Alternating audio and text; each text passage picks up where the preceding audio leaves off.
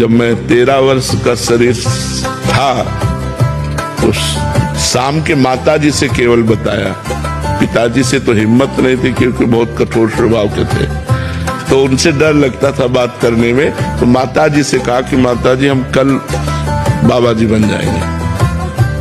बाबा जी बन जाएंगे। उन्होंने विनोद समझा और हमारी बात बन गई, क्योंकि उन्होंने विनोद समझा। अगर सीरियस समझती तो रो देती या कुछ हमको आदेश करती, और उन्होंने विनोद समझा तो ध्यान ही नहीं दिया। भगवान ने हमारी बात बना दी। सब सो रहे थे, उठे, पिताजी को मानसिक प्रणाम किया, सैया पर थे, माताजी को प्रणाम किया, भाई बहनों को हाथ जोड़ा, और एक छोटी सी गीता और एक चटाई और वो एक लोटा उतना लेकर बस वो घर से भागे। और 15 किलोमीटर चलने के बाद थक गए।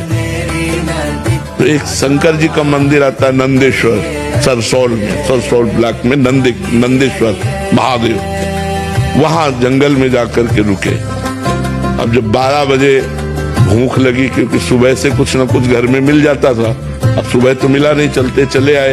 अब दोपहर के 12 बज गए, भूख लगी। तो पहली बार हमारे मन में प्रश्न उठा कि कैसे जीवन निर्वाह होगा, जीवन निर्वाह कैसे होगा, कहाँ रहेंगे, कहाँ जाओगे। तुरंत हम कहा ये तो हमको परास्त कर देगा प्रश्न। तुरंत उनका भगवान जैसे रखेंगे, हम भूखों मर जाएंगे लेकिन घर नहीं जाएंगे, हर कष्ट सहेंगे। इतने में एक आदमी आ गया, उसने कहा बच्चा यहाँ एक सूर स्वामी रहते थे, जानते हो क्या? तो हम कहा हम यहाँ नए आए, हम जानते किसी को नहीं। तो कमंडल खोला और 1 लीटर दही होगा, मीठा दही होगा, तुम पी लो, अब हम वापस नहीं ले जाएंगे। उनके लिए लाए थे, वो है नहीं, तो आप पी लो। वो संत कहीं चले गए होंगे। तो हमें सब कुछ लगे, हम कहा हम क्यों पी ले? बोले नहीं पी लो, महादेव जी की ऐसी इच्छा है। तो उसी लोटे में डाल के 3-4 लोटा निकला, छोटा लोटा था। और जब वो गए तो 1 लीटर दही में खूब छक गए ना। पर जो ही गए सो शंकर जी के ऐसे पिंडी को पकड़ के खूब रोए।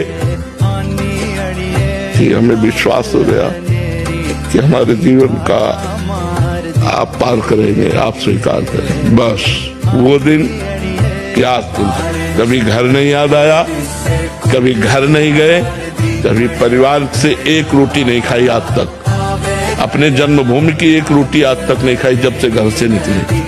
भगवान की कृपा से